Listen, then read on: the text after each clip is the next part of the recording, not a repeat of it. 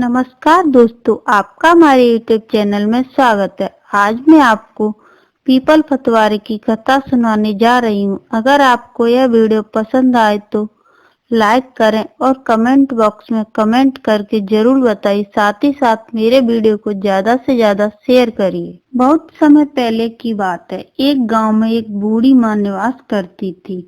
उसके 4 बेटे और 4 बहुएं थी। बूढ़ी माँ ने घर का खर्च चलाने के लिए भैंसें पाल रखी थी। एक बार कार्तिक का महीना आया तो बूढ़ी माँ ने कार्तिक स्नान करने की सोची और बूढ़ी माँ ने अपनी 4 बहुओं को अपने पास बुलाया और कहा कि मैं कार्तिक स्नान नहाने जा रही हूँ।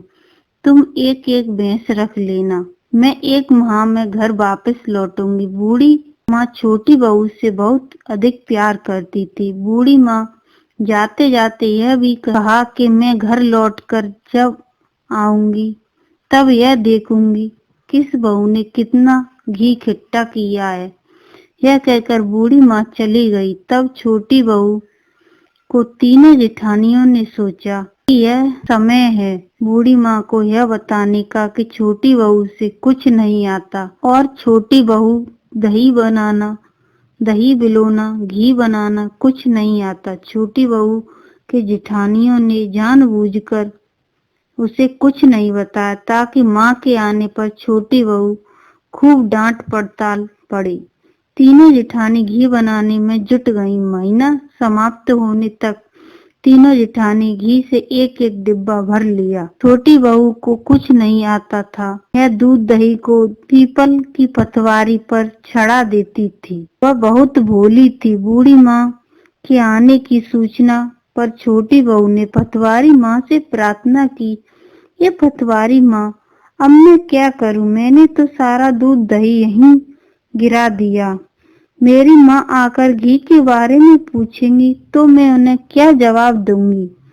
तब पतवारी माँ ने छोटी बहू से कहा कि तुम 4 कंकड़ ले जाओ और इन कंकड़ों को 4 अलग अलग डिब्बे में रख देना। ऐसा करने से तुम्हारे चारों डिब्बों में घी भर जाएगा। छोटी बहू ने पतवारी माता के बताए अनुसार 4 डिब्बों में एक एक कंकड़ रख दिया।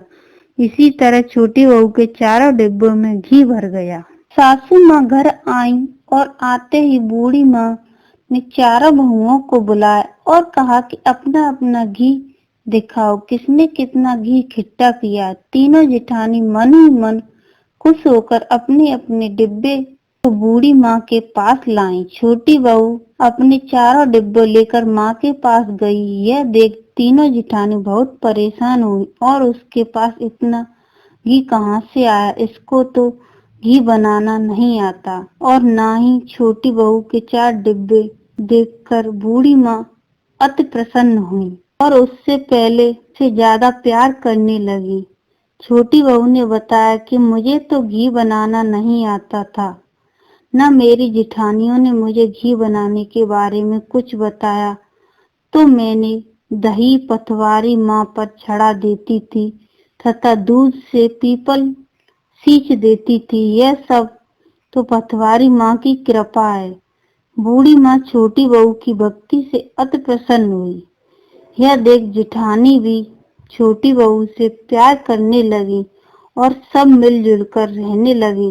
जेठानियों को अपने किए पर काफी पछतावा हुआ और उन्होंने सोचा कि माँ पतवारी को सींचने से यह पुण्य फल मिलता है तो हम भी इस अगले साल कार्तिक मास को पतवारी एवं कार्तिक स्नान करेंगे। पतवारी माँ से प्रार्थना की, जिस प्रकार आपने छोटी बहू की कृपा की वैसे ही हम सब पर कृपा बनाए रखना। बोलो पतवारी माता की जय।